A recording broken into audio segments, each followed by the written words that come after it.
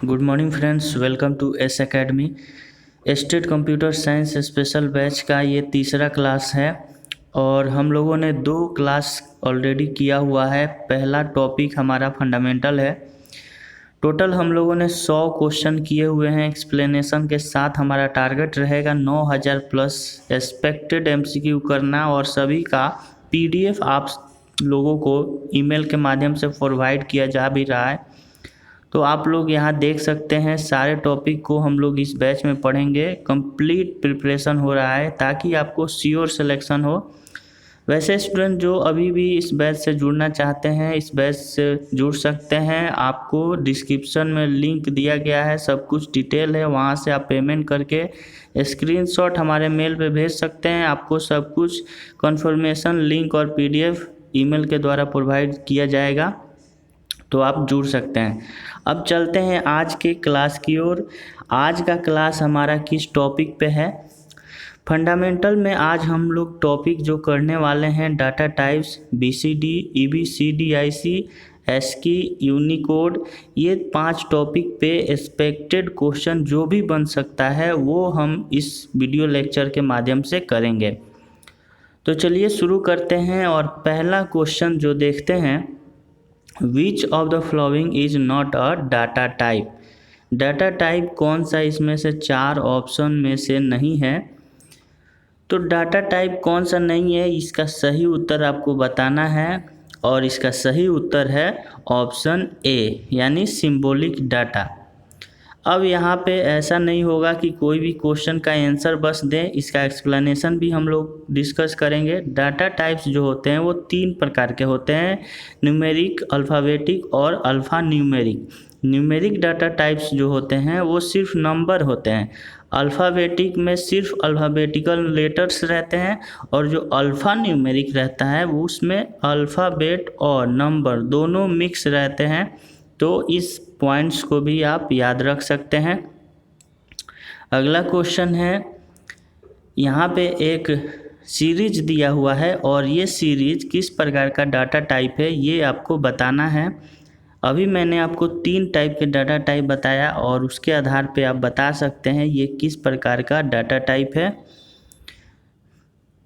इसका आंसर होगा option B, यानी अल्फ़ा न्यूमेरिक। जैसा कि आपको दिख रहा है इसमें अल्फ़ाबेट और सिंबॉलिक का मिक्सअप है, इसलिए ये जो डाटा टाइप है अल्फ़ा न्यूमेरिक है और इसमें सिंबल और जो लेटर हैं वो भी मिक्स किए गए हैं।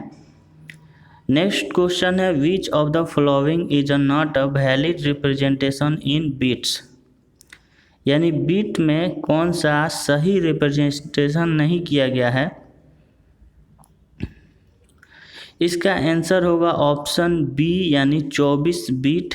आप लोगों ने बहुत सारे जगहों पे देखा होगा, कभी भी 8 बिट के मल्टीपल्स होते हैं, 8 बिट, 32 बिट्स, 64 बिट्स, 121 बिट्स, तो इस प्रकार के होते हैं, लेकिन यहाँ पे 24 बिट दिया है, ये रॉन्ग है। नेक्स्ट क्वेश्चन है, what are the entities whose values can be changed call. वैसी एंटिटीज जो इसका वैल्यू चेंज किया जाता है उस एंटिटीज को क्या कहते हैं? उस एंटिटीज को क्या कहते हैं? उसे हम वेरिएबल कहते हैं। वेरिएबल का नाम ही है कि जो उसे चेंज किया जा सके।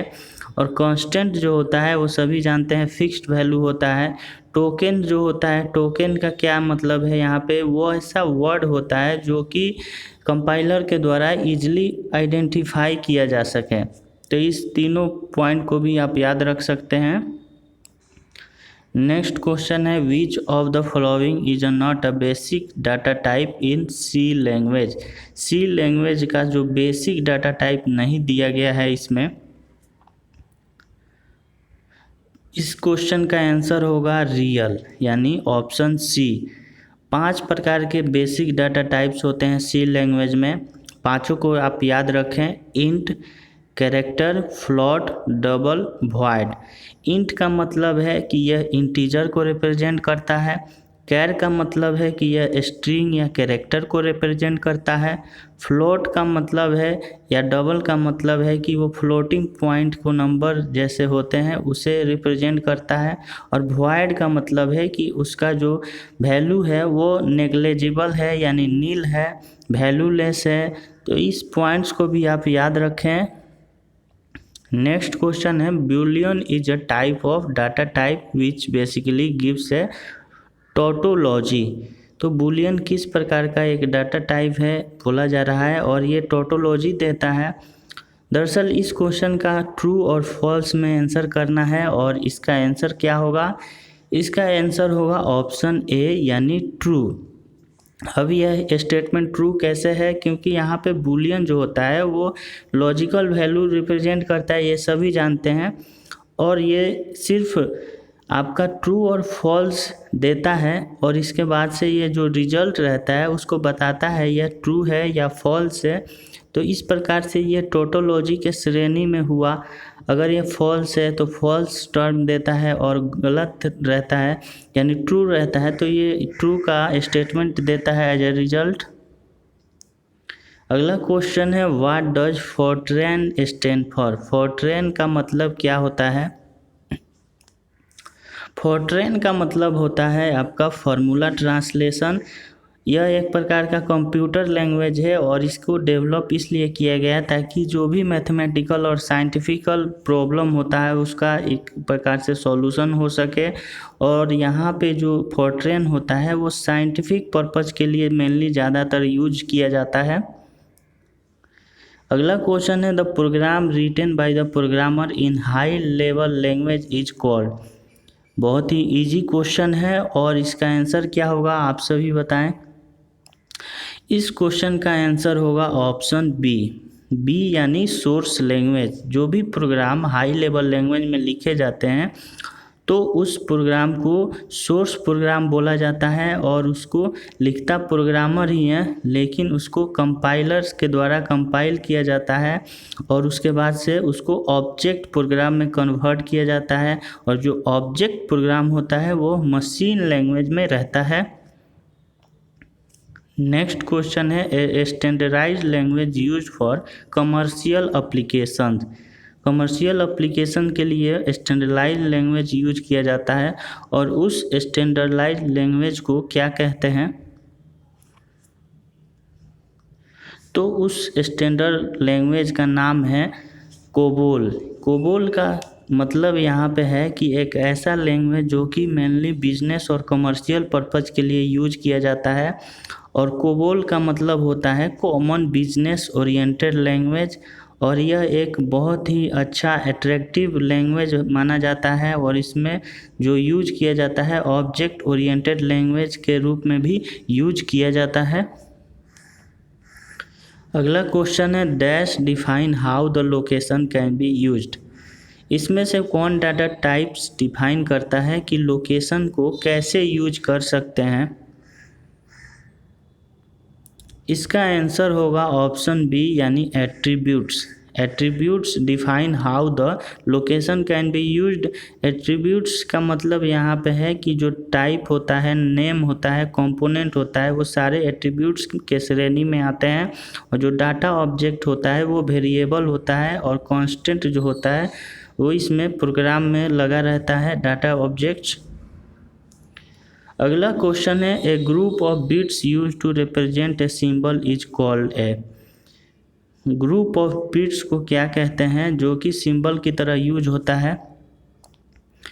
इसका आंसर होगा बाइट यानी बाइनरी कोडेड जो होता है उसमें जो ग्रुप ऑफ बिट्स यूज किया जाता है उसे बाइट्स बोला जाता है और उसका यूज जो होता है वो कोडिंग के पर्पज़ से यूज किया जाता है। अगला क्वेश्चन है, BCD uses 6 bits to represent a symbol. BCD 6 bit को यूज करता है सिंबल रिप्रेजेंट करने के लिए। ट्रू है या फॉल्स। यह स्टेटमेंट बिल्कुल सही है क्योंकि जो बाइनरी कोडेड डेसिमल फॉर्मेट होता है BCD उसमें 64 कैरेक्टर रहते हैं और 26 जो डिफरेंट कैरेक्टर होता है उसको रिप्रेजेंट कर सकते हैं। और ये सबसे पुराना माना जाता है कंप्यूटर के कोड के रूप में। तो इस सारे पॉइंट्स को भी आप याद रख सकते हैं। और वैसे स्टूडेंट्स जो यहाँ पे बैच से जुड़े हुए हैं उन सभी के लिए इन्फॉर्मेशन है कि सभी को PDF ईमेल के द्वारा प्रोवाइड किया जाएगा। और जो लोग नहीं जुड़े हुए हैं वो सिर्फ फंडामेंटल के टॉपिक्स ही देख पाएंगे। जैसे ही हमारा फंडामेंटल के 200 MCQ क्वेश्चन ख़त्म होंगे, सारे वीडियोज़ प्रीमियम कर दिए जाएंगे और सिर्फ उन्हीं को वीडियोज़ और PDF मिलेंगे जो हमारे बैच से जुड़े रहेंगे। तो इसके बाद से एक और क्लास जो होगा सभी के लिए फ्री होगा। इसके बाद से जो सारे क्लास होंगे वो सिर्फ बैच जो ज्वाइन किए स्टूडेंट्स हैं उन्हीं के लिए होंगे। क्वेश्चन है, which of the following is not a type of computer code. Computer code का इसमें कौन सा टाइप नहीं है। इसका आंसर होगा ऑप्शन डी यानी EDIC। यह एक कोई यहाँ पे सबसे पहले ऑप्शन ए देख लेते हैं, EBCDIC। ये इसका मतलब होता है extended binary coded decimal interchange code. BCD यानी बाइनरी कोडेड डेसिमल। ASCII का मतलब होता है American standard code for information interchange. और यहाँ पे जो चौथा स्टेटमेंट दिया गया है EDIC, ये कोई प्रकार का कोडिंग नहीं है, तो इसलिए इसका आंसर होगा ऑप्शन डी। अगला क्वेश्चन है, the BCD representation of 3410 is, यानी 3410 का पावर 10 है यहाँ पे। और इसका जो BCD रिप्रेजेंटेशन होगा कैसे होगा, बाइनरी कोडेड में इसको कन्वर्ट करना है। तो बाइनरी कोडेड में कैसे कन्वर्ट कर सकते हैं, 34 को लिख सकते हैं, 3 को आप 0011 लिख सकते हैं और 4 को आप लिख सकते हैं 0100। ये BCD हुआ। और उसके बाद से क्या करना है कि जितने भी यहाँ पे डिजिट दिए गए हैं उसको एक एक करके लें और 4 बिट्स में कन्वर्ट करने के बाद से आप यहाँ पे जो सम होगा उसको सम करने के बाद से आंसर आएगा आपका ऑप्शन बी यानी 7। अगला क्वेश्चन है, perform BCD addition of 23 BCD plus 20 BCD, यानी 23 बाइनरी कोड को ऐड करना है 20 बाइनरी कोड से। और इसको ऐड करने के बाद से हमारा आंसर आने वाला है 43 को फिर हम BCD में कन्वर्ट करेंगे। तो हमारा BCD कैसे होगा, पहले 4 BCD के रूप में कन्वर्ट करना है, 4 को 4 बिट में और 3 को 4 बिट में, और दोनों को ऐड करने के बाद से आंसर आएगा 0100 फिर 0011। अगला क्वेश्चन है, the weight used in binary coded decimal code are. Binary coded decimal code में वेट यूज किया जाता है और उसका वेट क्या होता है। इसका आंसर होगा ऑप्शन बी यानी 8421। BCD जो होता है वो एक प्रकार से वेटेड कोड होता है और उसमें 8421 के रूप में एक डिक्रीजिंग यहाँ पे बीट यूज किया जाता है। और इसमें 8421 जो कोड है ये यूज किया जाता है, 4 बिट का रिप्रेजेंटेशन किया जाता है। 32 is equal to 8, 22 is equal to 4, 21 is equal to 2, 20 is equal to 1। Next question है, write the decimal equivalent for 110001 BCD। इसको डेसिमल में कन्वर्ट करना है और कन्वर्ट करने के बाद से आंसर क्या आएगा ये आपको बताना है। तो कन्वर्ट करने के लिए सबसे पहले आप 4 बिट के रूप में इसको सेपरेट करिए और उसके बाद से उसका डेसिमल निकालिए। तो यहाँ पे जो पहला पार्ट है 0011 उसका होगा 3 और 0001 का होगा 1। तो कुल मिलाकर इसका आंसर आएगा 31 यानी ऑप्शन ए। अगला क्वेश्चन है, द 9th कॉम्प्लीमेंट ऑफ 45। 45 का 9वां कॉम्प्लीमेंट निकालना है और इसका आंसर होगा 54 होगा। इसका कैसे होगा यहाँ पे आपको बता देता हूँ। सबसे पहले जो 9वां कॉम्प्लीमेंट है नंबर का वो ऑब्टेन कैसे किया जाएगा, यहाँ पे जितने भी डिजिट दिए गए हैं उसको सब्ट्रैक्ट करना है 9 में से और 99 यहाँ से घटाने के बाद से 45 में, तो 54 इसका आंसर आएगा, जो कि 9वां कॉम्प्लीमेंट बचेगा। अगला क्वेश्चन है 10th कॉम्प्लीमेंट ऑफ 455। इसका आंसर होगा ऑप्शन सी यानी 545। और 10वां कॉम्प्लीमेंट लाने के लिए आपको 9वें कॉम्प्लीमेंट है उसको आप 10 कीजिए, फिर एक ऐड कीजिए। तो 9वां कॉम्प्लीमेंट कैसे आएगा, 999 में से आप 455 को सब्ट्रैक्ट कीजिए तो 544 आएगा, जो कि 9वां कॉम्प्लीमेंट है। और फिर 444 में आप एक ऐड कीजिए तो उसके बाद से वो 10वां कॉम्प्लीमेंट होगा, जिसका आंसर है 545। अगला क्वेश्चन है एक्सेस 3 रिप्रेजेंटेशन ऑफ 0100 का एक्सेस 3 रिप्रेजेंटेशन क्या है। इसका आंसर होगा ऑप्शन सी यानी 0111। इसको कैसे बनाया जाता है, इसको बनाने के लिए क्या करना है कि आपको जो भी यहाँ पे नंबर दिया गया है उसमें 3 ऐड कीजिए BCD कोड के रूप में। तो उसमें जो कैसे आएगा देख लेते हैं। हमारा नंबर दिया गया है 0100, उसमें आप 3 BCD के रूप में ऐड करेंगे, जिसको 0011 कहते हैं। और ऐड करने के बाद से आएगा 0111 और उसको आप BCD में कन्वर्ट करेंगे तो हमारा आंसर आएगा 4 + 3 यानी 7। अगला क्वेश्चन है what does EBCDIC stand for. EBCDIC का फुल फॉर्म क्या है। EBCDIC का फुल फॉर्म है extended binary coded decimal interchange code. और ये एक प्रकार से 8 बिट होता है, जिसको सिंबल के रूप में यूज किया जाता है। और इसको 556 डिफरेंट कैरेक्टर के रूप में भी रिप्रेजेंट कर सकते हैं। अगला क्वेश्चन है EBCDIC में मैक्सिमम 128 डिफरेंट कैरेक्टर होते हैं। अभी हम लोगों ने देखा इसमें कितने कैरेक्टर होते हैं, इसमें टोटल 256 कैरेक्टर होते हैं, ना कि 128, इसलिए यह स्टेटमेंट गलत है। अगला स्टेटमेंट है, क्वेश्चन है EBCDIC code for the character A। EBCDIC code character A का क्या होगा, और इसका आंसर होगा ऑप्शन ए यानी डिजिट 1100 जोन 0001। इसका मतलब क्या है कि जो हेक्सिमल डेसिमल है वो C1 रिप्रेजेंट करता है और B जो है वो C2 को, और इसी प्रकार से आगे बढ़ते जाएगा। अगला क्वेश्चन देख लेते हैं the hex representation for F का हेक्सिमल डेसिमल रिप्रेजेंटेशन क्या होता है।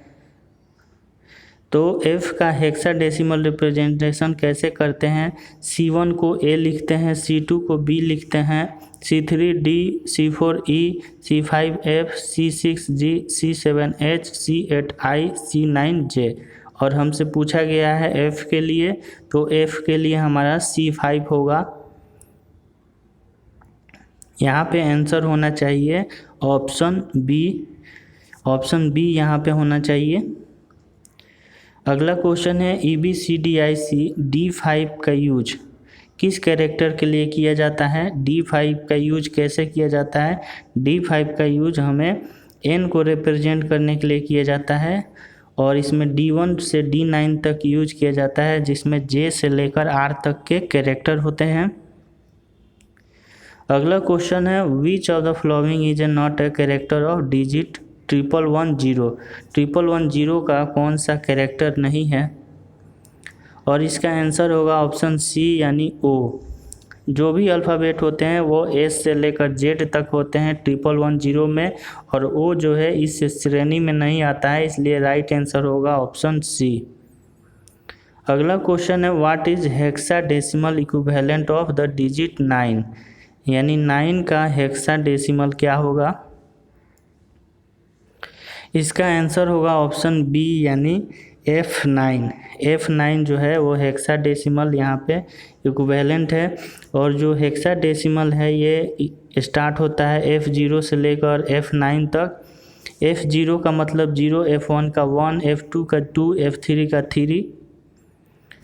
अगला क्वेश्चन है character from 0 to 9 have their common digits. इसका आंसर होगा ऑप्शन ए यानी 1111, यानी 41 दिया गया है यहाँ पे आंसर, जिसमें कैरेक्टर जो है 0 से 9 तक के होते हैं, वो कॉमन डिजिट जो होते हैं उसमें 4 1 दिए रहते हैं। अगला क्वेश्चन है EBCDIC is mainly used in.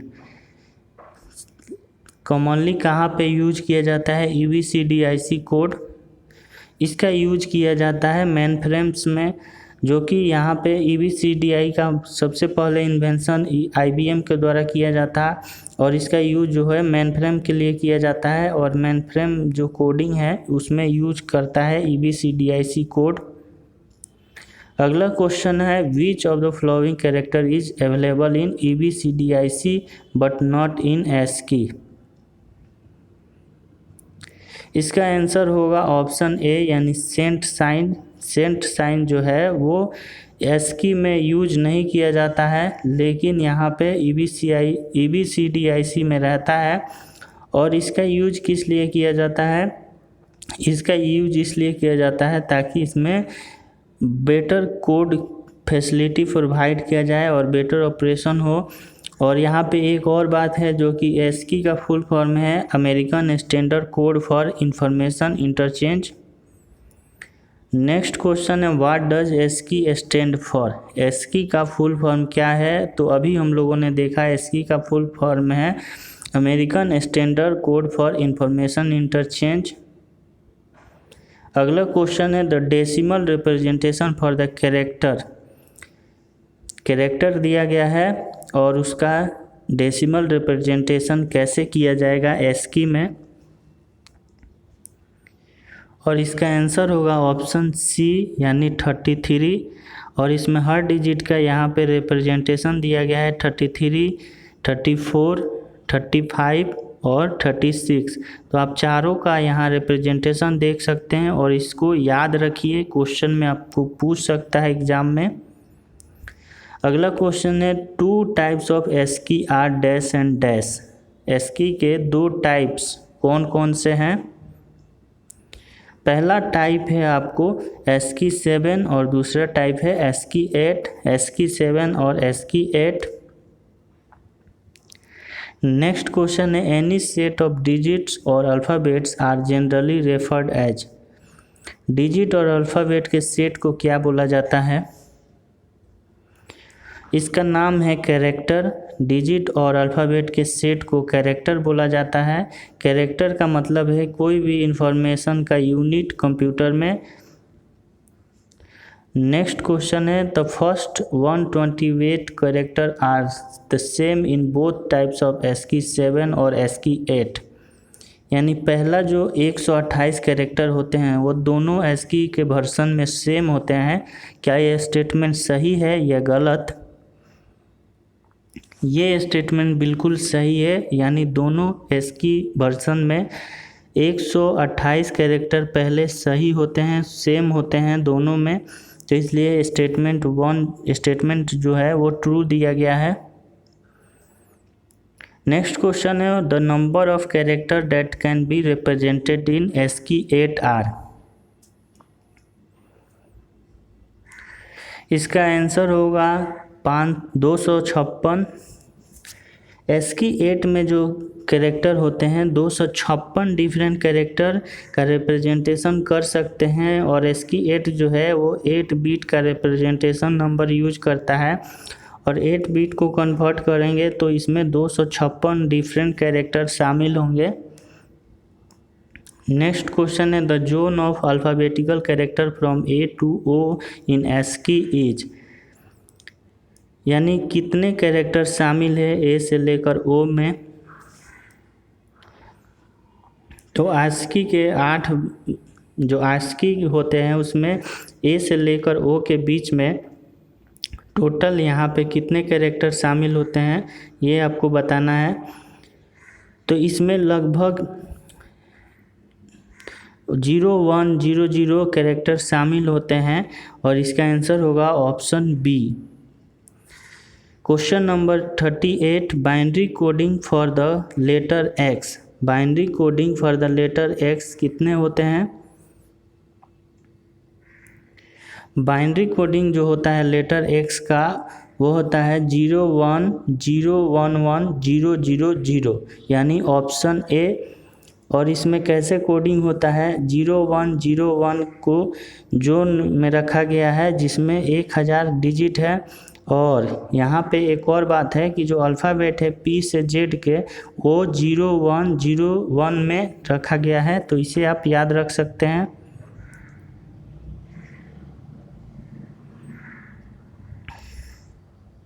अगला क्वेश्चन है the representation of the number 8 in binary in ASCII 8 format, यानी 8 बाइनरी नंबर का रिप्रेजेंटेशन करना ASCII 8 फॉर्मेट में क्या कहलाता है?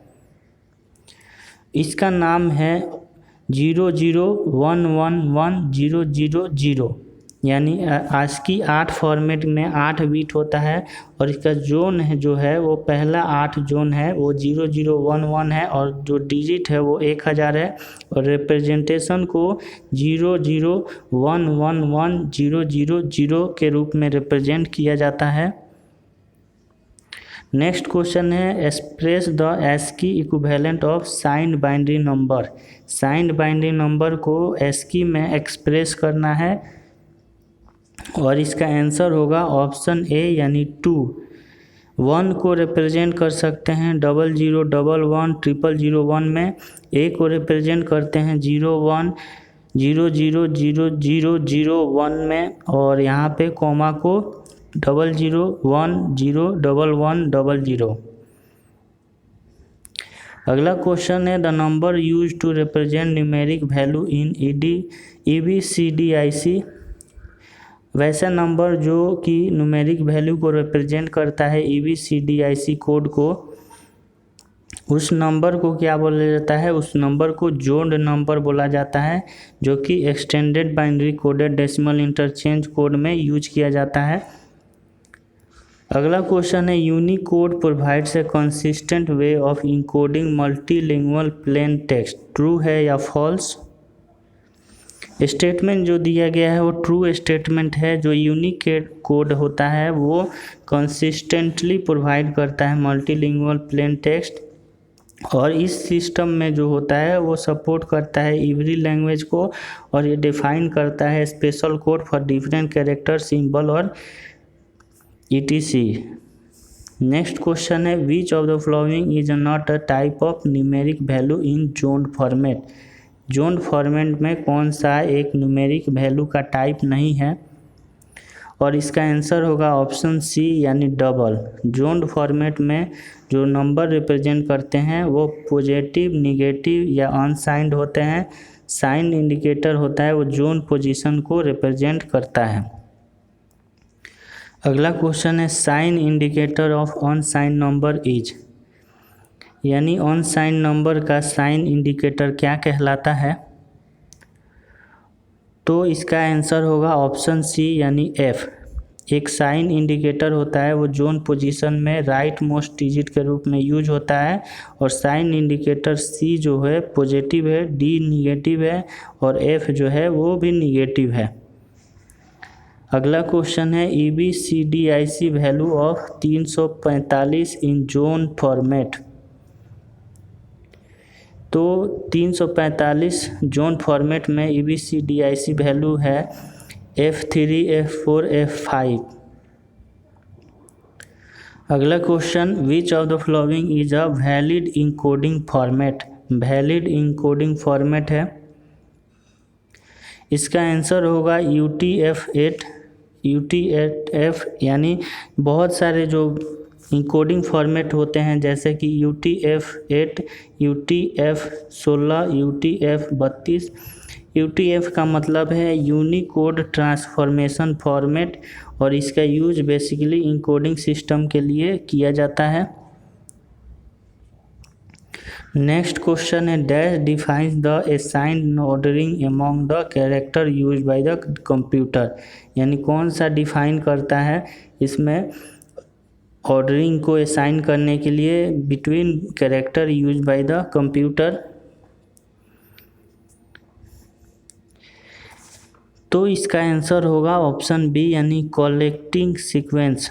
कोलेटिंग सीक्वेंस जो होता है वो क्या करता है, कैरेक्टर को ऑर्डर के रूप में अरेंज करता है, और ये क्या होता है, ये टाइप ऑफ कोड के रूप में डिपेंड होता है कि किस प्रकार का कोड कंप्यूटर के द्वारा यूज किया जा रहा है।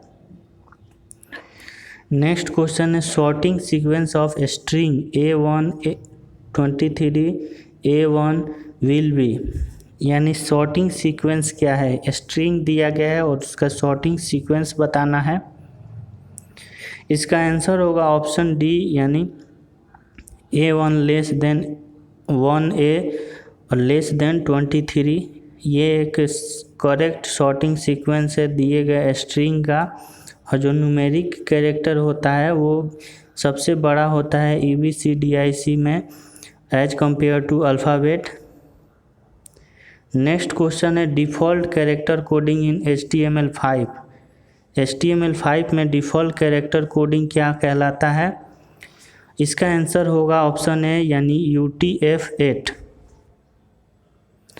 नेक्स्ट क्वेश्चन है the number used in packed decimal format can be used for dash operation, यानी जो भी नंबर होता है वो पैक्ड डेसिमल फॉर्मेट में किस ऑपरेशन के लिए यूज किया जाता है, इसका आंसर होगा ऑप्शन सी यानी अरिथमेटिक। जो भी पैक्ड नंबर होता है वो अरिथमेटिक ऑपरेशन के लिए यूज किया जाता है। पैक्ड नंबर का ज़रूरत पड़ता है जब बाइट्स को कंपेयर करना है as compare to the zone numbers, यानी जब बाइट का ज़रूरत कम यूज होता है as compare to zone numbers, तब हम पैक्ड नंबर का यूज करते हैं और इसका काम अरिथमेटिक ऑपरेशन के लिए यूज होता है। तो ये हमारा आज का क्लास 3 था जिसमें हम लोगों ने फंडामेंटल के आगे एक्सपेक्टेड क्वेश्चन देखे, और इसी तरह हम लोग और भी एक्सपेक्टेड क्वेश्चन कंटिन्यू रखेंगे। तो अगर आप भी अभी चाहते हैं बैच से जुड़ना तो बैच से जुड़ सकते हैं। पेमेंट का लिंक और डिस्क्रिप्शन में सब कुछ दिया गया है, वहाँ से आप जुड़ सकते हैं।